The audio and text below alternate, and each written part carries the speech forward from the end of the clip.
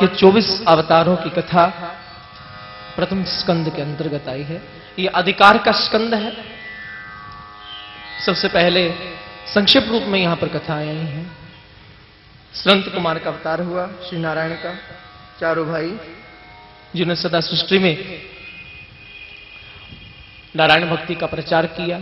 चारों कुमार सारे विश्व में भ्रमण करते हैं और जन जन को उपदेश देते हैं भागवत कथा का, कृष्ण महिमा का, नारायण के प्रेम का। दूसरा अवतार हुआ वराह भगवान का।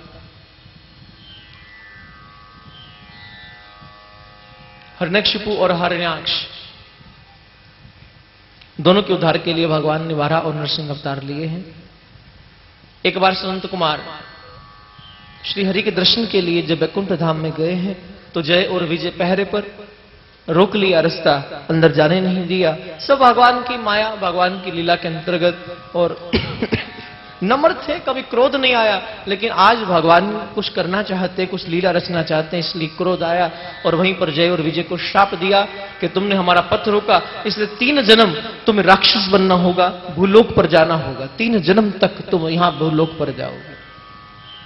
क्षमा मांगी तो बोले चिंता मत करो, तुम 3 जन्म राक्षस बनोगे, लेकिन तुम्हारा उद्धार करने के लिए साक्षात श्री हरि स्वयं कोई ना कोई रूप धारण करके धरती पर आएंगे। और इसलिए पहले जन्म में जय और विजय हिरण्याक्ष और हिरण्यकशिपु के रूप में आए हैं और हिरण्याक्ष का उद्धार करने के लिए भगवान वराह बनकर आए और हिरण्यकशिपु का उद्धार करने के लिए भगवान ने नरसिंह का रूप धारण किया है। दूसरे जन्म में रावण और कुंभकर्ण के रूप में आए हैं और उन्हें मारने के लिए, मुक्ति देने के लिए भगवान नारायण साक्षात श्री मर्यादा पुरुषोत्तम श्री राम के रूप में जन्म लेकर आए।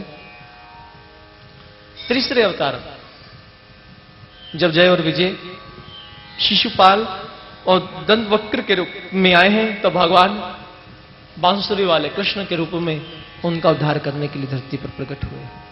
वराह की कथा बताई। तीसरे नारद की कथा आई। नारद जब व्यास महाराज ने, नारद भगवान के तीसरे अवतार हुए, ब्रह्मा के मानस पुत्र हुए।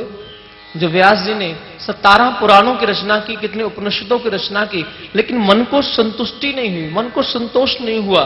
मन जैसे अभी करुणा से परिपूर्ण नहीं हुआ है, अभी चाह रहा है कि शायद कुछ शेष रह गया है। और एक दिन उदास अवस्था में और भगवान उसी समय जब प्रभु को याद किए और नारद जी का प्रवेश हुआ है। नारायण भगवान के धुन में सवार होकर तंबूरे को लेकर, वीणा को लेकर बजाते हुए नारद जी व्यास जी के पास आए हैं, समक्ष आए, प्रणाम किया। बोले क्या हुआ, कुछ चिंताग्रस्त लग रहे हैं। तो बोले मैंने 17 पुराणों की रचना किए हैं, सब कुछ विश्व कोश जो था उसमें मैंने भर दिया, लेकिन फिर भी कहीं मन की संतुष्टि मुझे हुई नहीं है, पता नहीं क्यों।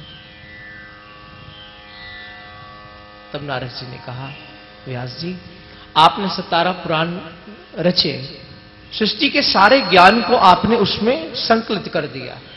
विश्व का जितना भी ज्ञान था वो सारा आपने इन पुराणों में इसको परिपूर्ण कर दिया, लेकिन अभी तक आपने मेरे ठाकुर के प्रेम की कथा नहीं कही है। अभी तक ठाकुर के उस नटखट बचपन की कथा, उसकी लीलाओं का आपने अभी तक कहीं पर भी लिखन या कथन नहीं कहा, इसलिए आपका मन अभी परिपूर्ण नहीं है, अभी आप संतोष इसलिए नहीं मिल रहा।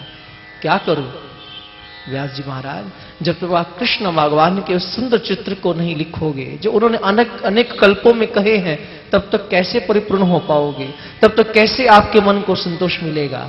17 पुराण भले रचे, भले हजारों पुराण रच लेना, लेकिन जब तक कृष्ण वांके बिहारी की, आप उन अदाओं की, उन मस्ती की, उस मौज के जीवन की, उस आनंद की धारा को परिणत नहीं करोगे, तब तक ऐसे ग्रंथ जब तक नहीं बनेगा आपको संतुष्टि कैसे मिल सकती है, कैसे संतोष मिले।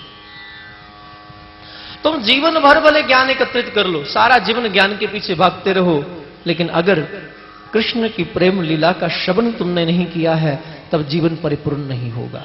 अरे जब तक संपूर्ण से नहीं मिलोगे जीवन संपूर्ण कैसे हो जाएगा। एक बार जब तक उस प्रेम भरे ठाकुर की एक सुंदर झांकी, उसकी लीला का दर्शन नहीं होगा, तब तक जीवन कैसे परिपूर्ण हो जाएगा। उसकी अदाएं, उसकी लीलाएं, उसकी मनोहर वाणी, उसकी वो अद्भुत कथाएं जब तक आप वर्णित नहीं करोगे व्यास जी महाराज आपको संतुष्टि नहीं मिलने वाली। तब नारद की बात सुनकर ही अब नारद प्रभु की महिमा का व्याख्यान कर रहे हैं। मैं कहां तक कहूं श्री कृष्ण की महिमा, आप मेरी ही